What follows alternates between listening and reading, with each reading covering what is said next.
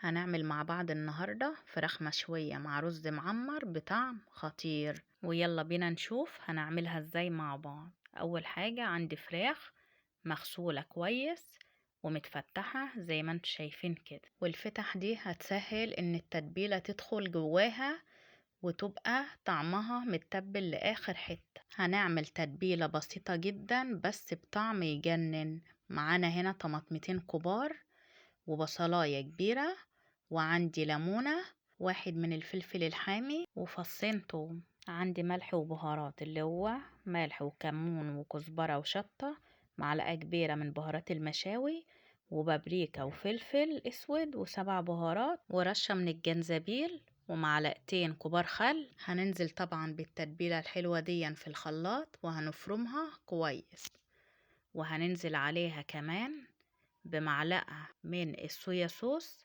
وكمان معلقة من دبس الرمان، وهنحط معلقتين زيت، وهيبقى كده التتبيلة جاهزة معانا. هنحط كمان شوية مية، وهضيف كمان الليمونة، وهنفرم كويس وهتبقى بالشكل ده. هنزل بقى هنا الفراخ وهنزل عليها بالتتبيلة. واهم خطوة هنا انك تتبلي الفراخ بشكل كويس، يعني هندخل التتبيلة في الفتح بتاعة الفراخ دي كلها زي ما انتم شايفين كده. طبعا الفيديو موضح ازاي كنت بحاول ادخل التتبيلة في الفتح بتاعة الفراخ كلها، وانا طبعا مسرعة المقطع ده. الفراخ هتفضل في التتبيلة من 2 ل3 ساعات لو انت مستعجل، وطبعا كل ما تفضل في التتبيلة هتديكي نتيجة احسن. ويلا بينا نعمل الرز.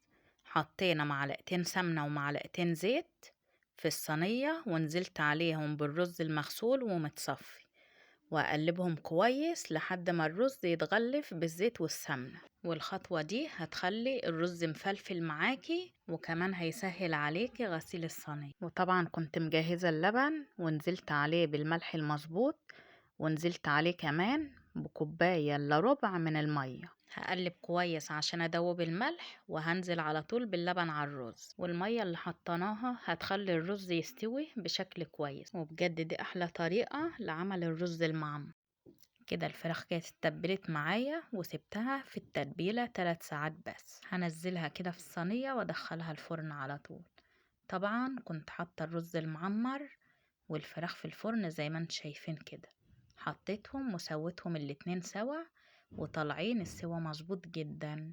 وهتشوفوا معايا الخطوات بتاعة السوا زي ما انت شايفين كده.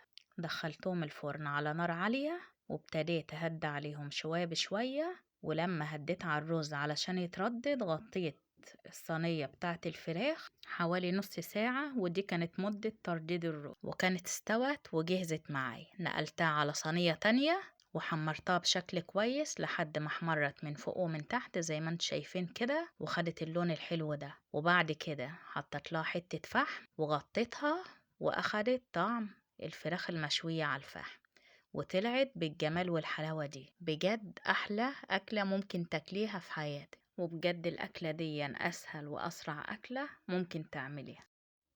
ولحد هنا بيكون خلص الفيديو بتاعنا. بتمنى من كل قلبي انه يكون عجبك ونال رضاك. ولو انت اول مرة تشوفيني خدي جولة سريعة في القناة، ولو عجبتك طبعا يسعدني وجودك معاي. ويلا بقى بسرعة لايك واشتراك عشان يوصلك احلى الوصفات.